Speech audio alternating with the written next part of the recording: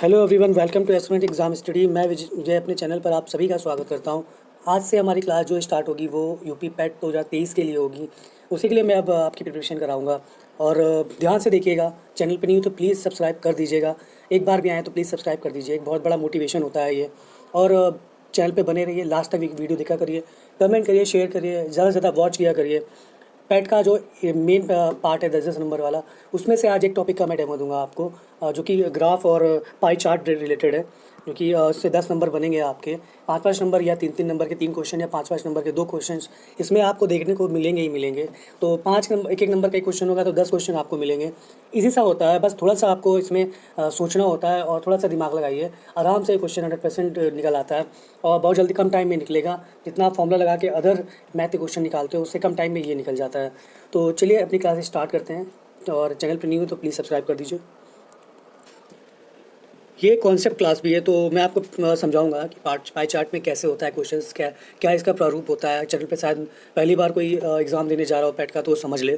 तो चलिए देख लेते हैं। सामने जो ये डायग्राम है, ये फिगर, ये पाई चार्ट का है। इसी तरह के क्वेश्चन आपको मिलेंगे 5 नंबर में।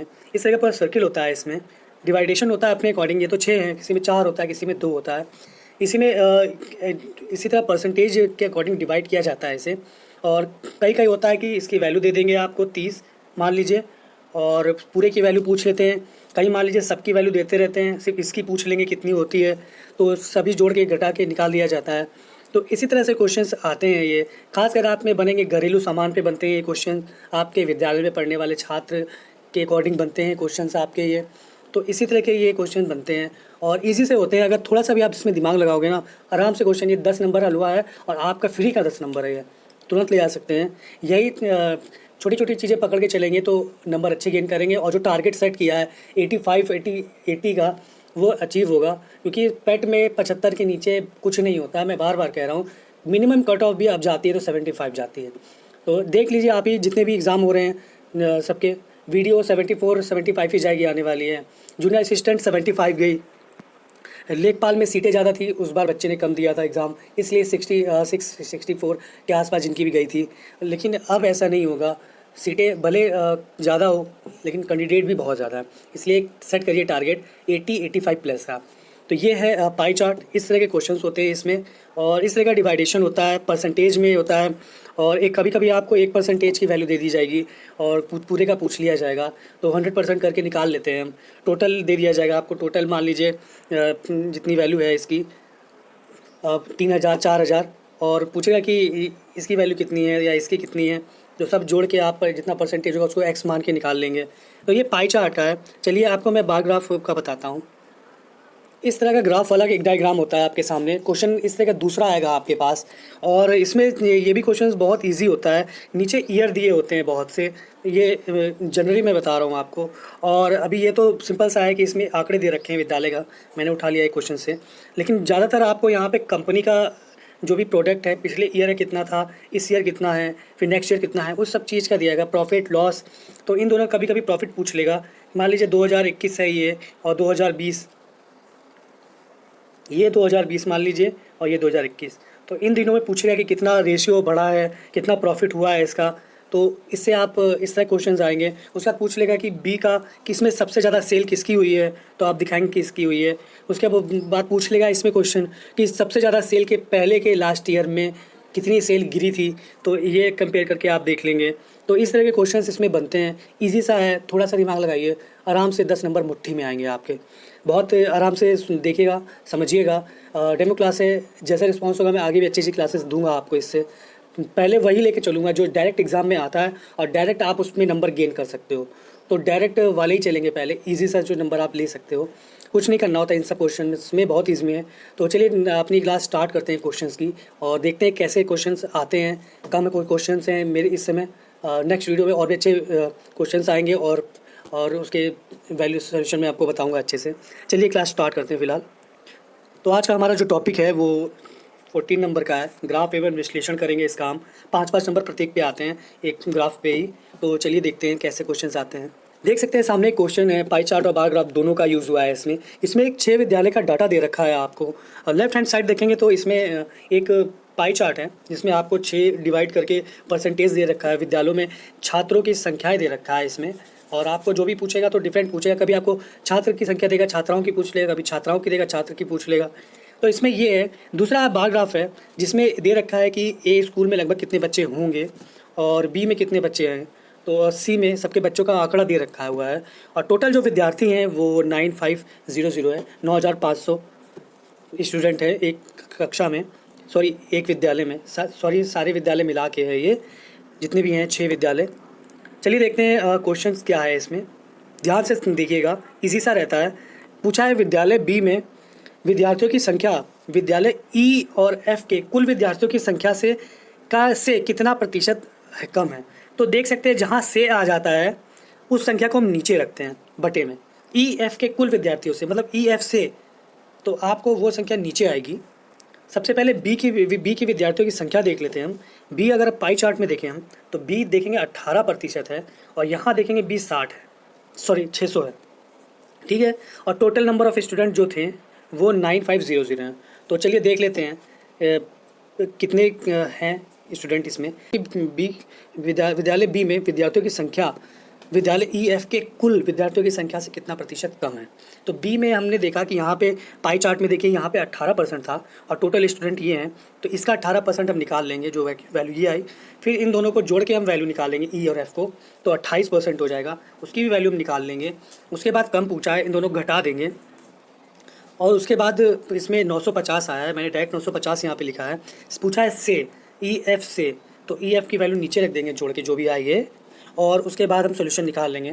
तो 35.71% आएगी, जो कि कम हुई है ई एफ से।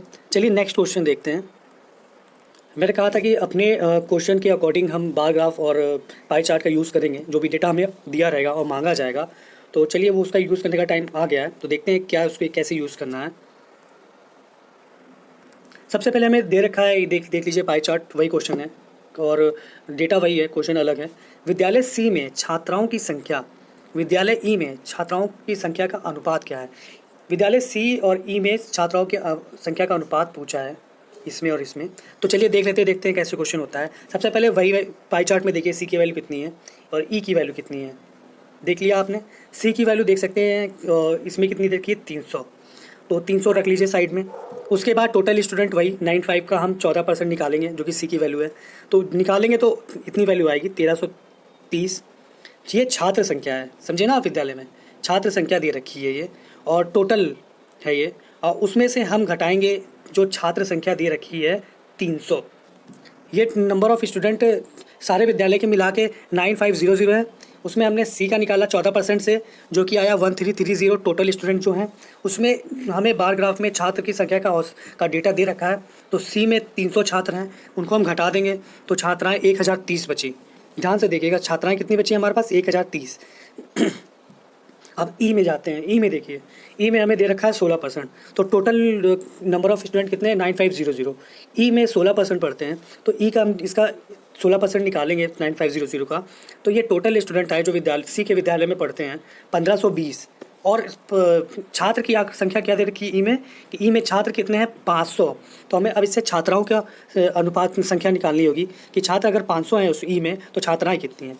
तो 500 को हमने 1520 से घटा दिया, जो कि 1020 इसकी वैल्यू बनती है।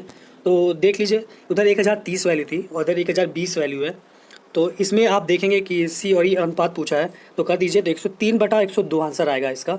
चलिए मैं एक बार फिर से जल्दी समझा देता हूँ आपको इसको, ये क्वेश्चन ध्यान से समझिएगा। सबसे पहले हमें डेटा जो दे रखा, डेटा हमें टोटल का दे रखा है इसमें 9500। पूछा है सी के छात्रों का अनुपात, ई के छात्राओं का अनुपात, दोनों में छात्राओं का अनुपात पूछा है क्वेश्चन, ध्यान से पढ़िएगा। और इसमें हमें छात्र की संख्या दे रखी है बार ग्राफ में, और इसमें हमें डेटा दे रखा है कि एक विद्यालय में कितने परसेंट है, सब परसेंट मिला के 9500 संख्या हुई है ये। चलिए तो फिर पहले विद्यालय ई में देख लेते हैं। वी की वैल्यू देखिए 16% दे रखी है, इसका हम 16% निकाल लेंगे पहले, जो हमारा 1520 आएगा। इसकी टोटल संख्या है विद्यालय में, ई में कितने बच्चे पढ़ते हैं 1520, ठीक है। छात्र छात्राएँ हैं यहाँ पे, सिर्फ छात्र नहीं है। उसके बाद ई में जाइए, बार ग्राफ में, ई में छात्र संख्या कितनी है 500, तो इसमें से 500 हम घटा देंगे तो हमें छात्राएँ संख्या पता चल जाएगी। उसी तरह हम सी में करेंगे। सी की वैल्यू 14 दे रखी है, 9500 का 9500 का 14% निकाल लेंगे हम, उसके उसके निकालने के बाद जो हमें वैल्यू मिलती है कि उस स्कूल में सी में कितने टोटल छात्र छात्राएं संख्या है, तो ये है 1330। 1330 में हम देखेंगे सी में कितने छात्र दे रखे हैं। सी में 300 छात्र हैं, तो 1030 छात्राएं इसमें पढ़ती हैं। उसके बाद हम अनुपात निकाल लेंगे इस तरह। चलिए नेक्स्ट क्वेश्चन देखते हैं इस पर डिपेंडेंट। देख सकते हैं एक और क्वेश्चन है हमारे सामने जिसमें 6 विद्यालय का डेटा दे रखा है और छात्र की संख्या भी दे रखी है बार ग्राफ में। ये छात्र की संख्या है और ये टोटल स्टूडेंट जो पढ़ते हैं उनका अनुपात है, और ये 5-6 विद्यालय मिला के जितने स्टूडेंट हो सकते हैं वो है 9500। चलिए देखते हैं क्वेश्चन में क्या पूछा है। क्वेश्चन में पूछा है विद्यालय ई में कितनी छात्राएं पढ़ती हैं। हमारे पास सारा जो डेटा दे रखा है वो टोटल स्टूडेंट का दे रखा है, छात्र छात्राओं का, और बार ग्राफ में दे रखे हैं कि कितने छात्र हैं किस विद्यालय में। तो इसी की सहायता से हम निकालेंगे कि कितनी छात्राएं ई में पढ़ती हैं।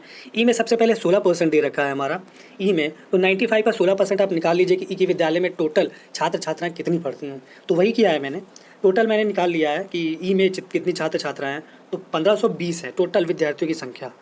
ई में 1520 बनती है, और ऐसे देखें तो उसमें छात्र कितने हैं ई में, तो छात्र देख सकते हैं जो कि 500 हैं, 500 बनते हैं ये। यहाँ पे एक करेक्शन कर लीजिएगा, यहाँ पे ई है और यहाँ पे ई की वैल्यू लेंगे हम, मैंने गलती से डी की वैल्यू ले ली है, तो यहाँ पे 500 लेंगे, तो यहाँ पे 500 लेंगे तो 1020 इसका आंसर आ जाएगा। चलिए मैं समझा देता हूँ आपको, करेक्शन पे ज़्यादा वो मत देखिए, कैसे कर सकते हैं वो देखिए।